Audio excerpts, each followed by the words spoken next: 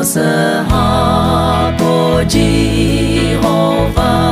zoe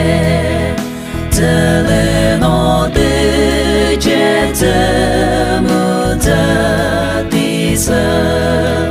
Selele kuda konu koleri Kemari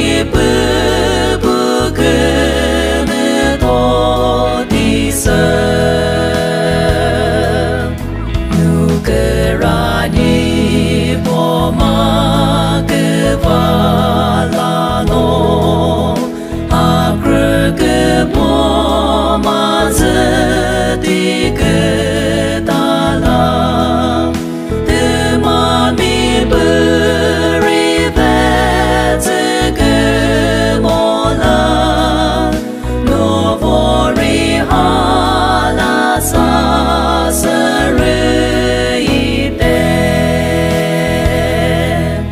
Apule bira suyo Abuyo leba seyo